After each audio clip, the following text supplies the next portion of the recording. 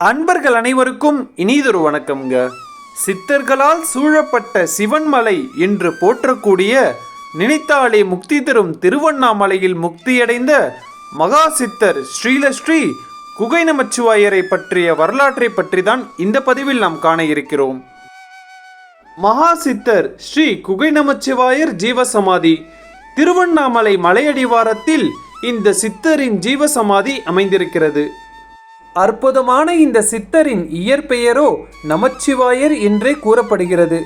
இவருக்கு குகை நமச்சிவாயர் என்று பெயர் வந்த காரணத்தை தற்போது நாம் காண்போம். ஆந்திர மாநிலம் ஸ்ரீசைலத்தில் அவதரித்தவர் இந்த நமச்சிவாயர். கன்னடத்தை தாய்மொழியாக கொண்டிருந்த இவர் சிறுவயதிலிருந்தே தீவிர சிவபக்தராவார். இவ்வாறு அவர் வாழ்ந்த காலங்களில் நாளொரு மேனி பொழுதோறு வண்ணமாக ஈசனையே நினைத்து சிவபக்தியில் திளைத்தவர் இந்த நமச்சிவாயர்.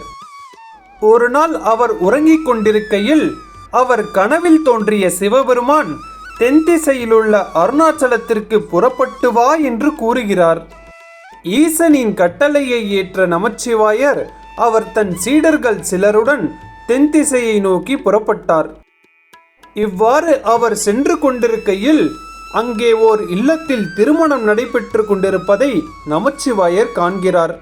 அந்த திருமண வீட்டாரும் சிவனடியாரை போல காட்சி தரும் நமச்சிவாயரிடம் ஆசீர்வாதம் வாங்குகின்றனர்.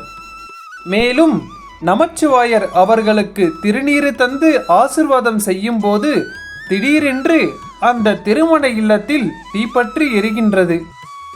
இதனால் அங்கு கூடியிருந்த மக்கள் அனைவரும் நமச்சிவாயரின் வருகைதான் இந்த தீ விபத்திற்கு காரணம் என்று நினைக்கின்றனர். ஆனால் நமச்சிவாயரோ அவர் தம் அருட்சக்தியால் எரிந்த பொருட்கள் அனைத்தையும் மீண்டும் வரவழைத்தார். மேலும் அங்கிருந்து புறப்பட்ட நமச்சிவாயர் சீடர்களுடன் பூந்தமல்லியை வந்தடைகிறார்.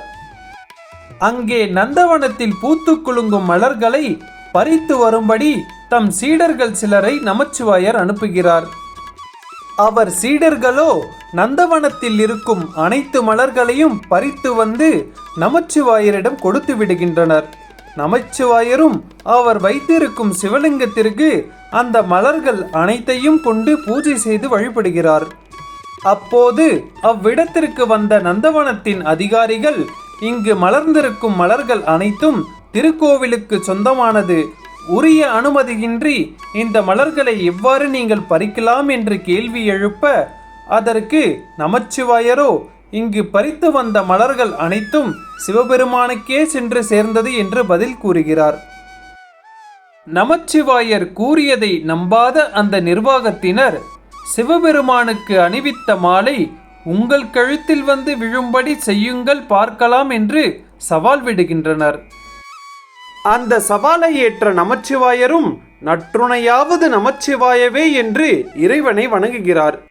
அந்த சமயம் அனைவரும் வியந்து போகும் வண்ணம் நமச்சிவாயரின் கழுத்தில் வந்து விழுந்தது சிவபெருமானுக்கு அணிவிக்கப்பட்ட மாலைகள். காலங்கள் சில செல்கின்றது. தன் சீடர்களுடன் திருவண்ணாமலை வந்தடைந்த நமச்சிவாயர் நேராக அண்ணாமலையாரை சென்று வணங்காமல் அவரை பார்த்து நலமாக இருக்கிறீரா என்று கேள்வி எழுப்புகிறார். அது மட்டுமின்றி இவ்வாறு நலமாக இருக்கிறீரா என்று கேட்பதையே அவர் வழக்கமாக்கி கொண்டார். அண்ணாமலையாரிடம் கேள்வி கேட்கும் நமச்சிவாயரை கண்டு கோபம் கொண்ட சிவாக்கிர யோகி ஒருவர் நமச்சிவாயரை பிரம்பால் அடித்து விடுகிறார். மேலும் பிரம்பால் அடித்த அந்த சிவாக்கிர யோகி நமச்சிவாயரை பார்த்து, நமச்சிவாயா, கோவிலுக்குள் இருக்கும் இறைவனை வணங்குவதே சிறந்தது என்று சொல்கிறார். அந்த சமயம் நமச்சிவாயரின் கண்களுக்கு அண்ணாமலையாரே தன் குருவை போல வந்து உபதேசம் செய்கின்றார் என்று புரிந்து கொள்கிறார். அதன் பிறகே உள்ளம் உருகி அண்ணாமலையாரை வணங்குகிறார் நமச்சிவாயர். சில காலங்களில் திருவண்ணாமலையில் இருக்கும் குகையில் சென்று வசிக்கத் தொடங்குகின்றார் நமச்சிவாயர். அதற்கு பின்னரே இவருக்கு குகை நமச்சிவாயர் என்ற பெயரும் வந்தது. அண்ணாமலையார் மீது கொண்ட அதீத பக்தியால் அவரை போற்றி பல பாடல்கள் எழுதியுள்ளார் இந்த குகை நமச்சிவாயர். மேலும் குகைக்குள் தவம் மேற்கொண்டிருந்த குகை நமச்சிவாயர் மற்றும் அவர் தம் சீடர்கள் நீராடுவதற்கு திருமுலைப்பால் தீர்த்தம், அருட்பால் தீர்த்தம், சங்கு தீர்த்தம் மற்றும் பாத தீர்த்தம் என்று 4 குளங்களை உருவாக்குகிறார் நமச்சிவாயர். அந்த குளங்களை இன்றளவும் நம்மால் திருவண்ணாமலையில் காண முடிகிறது. ஒரு நாள் குகை நமச்சிவாயர் அண்ணாமலையாரை தரிசித்துவிட்டு அவர் குகைக்கு திரும்பிக் கொண்டிருக்கையில் ஒரு பெண்மணி அழுதபடியே அவரிடம் ஓடி வந்து தன் கணவன் இறந்து விட்டதாகவும், இறந்த என் கணவனை எப்படியாவது காப்பாற்றி கொடுங்கள் என்று குகை நமச்சிவாயர் பாதங்களில் விழுகிறாள். அந்த பெண்மணி கலங்குவதைக் கண்டு மனம் இறங்கிய குகை நமச்சிவாயர் அந்த பெண்ணை பார்த்து, அண்ணாமலையாரின் அருளால் உன் கணவர் மீண்டும் உயிர் பெறுவார், நீ கலங்காமல் வீட்டுக்கு போ என்று கூறுகிறார். அந்த பெண்மணியோ அவள் வீட்டில் சென்று பார்க்கையில் இறந்த நிலையில் இருந்த அவள் கணவர் ஈசன் அருளால் உயிர் பெற்று அமர்ந்திருக்கிறார். இவ்வாறு பல அதிசயங்கள் புரிந்த குகை நமச்சிவாயர் ஒரு சமயம் குகையில் தியானத்தில் ஆழ்ந்திருக்கிறார். அப்போது அங்கு ஆடு மேய்த்து கொண்டிருந்த சிறுவன் ஒருவனது ஆடு எதிர்பாராமல் இறந்து விடுகிறது. இறந்த நிலையில் கிடந்த ஆடை கண்டு அழுது கொண்டிருந்த சிறுவனின் அழுகுரல் கேட்டு தியானத்தில் இருந்து வெளியே வந்த குகை நமச்சிவாயர் அந்த சிறுவனை பார்த்து, ஏனடா தம்பி அழுகிறாய் என்று கேட்கிறார். அதற்கு அந்த சிறுவனோ, நான் ஆடு மேய்த்து கொண்டிருக்கையில் திடீரென்று என் ஆடு இறந்துவிட்டது என்று பதில் கூறுகிறான்.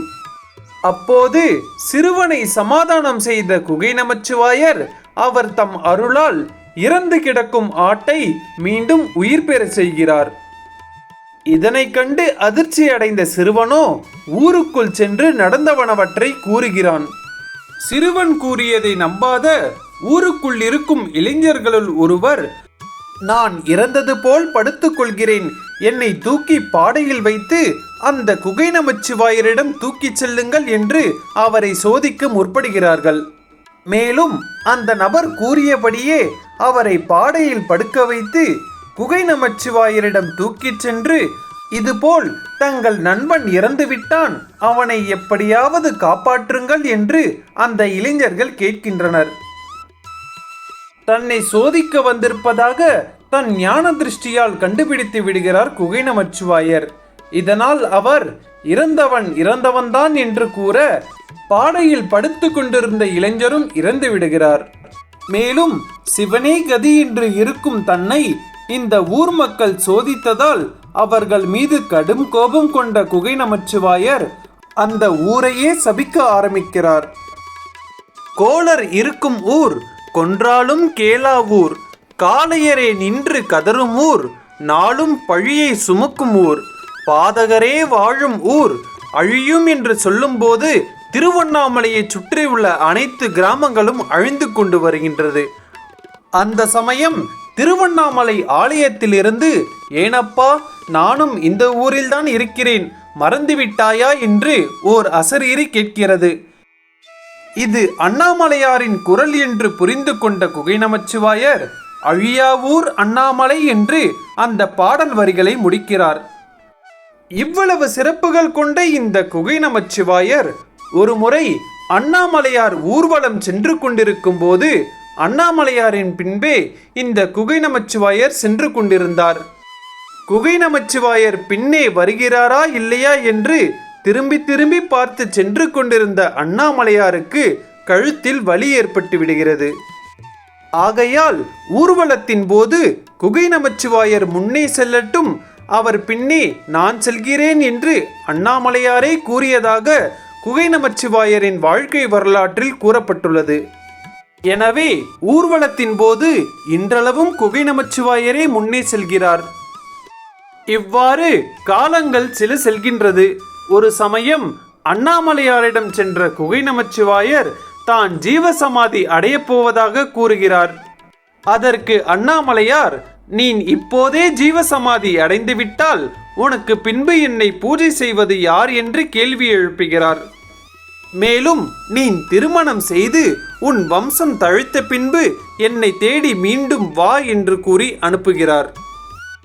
அண்ணாமலையாரின் சொல்லை ஏற்ற குகை நமச்சிவாயர் மீண்டும் அவர் ஊருக்கு சென்று திருமணம் செய்து கொண்டு அவருக்கு வாரிசு பிறந்த பின்னரே அவர் திருவண்ணாமலைக்கு வந்து ஜீவசமாதி அடைந்ததாக புராண கதைகளில் குறிப்பிடப்பட்டுள்ளது.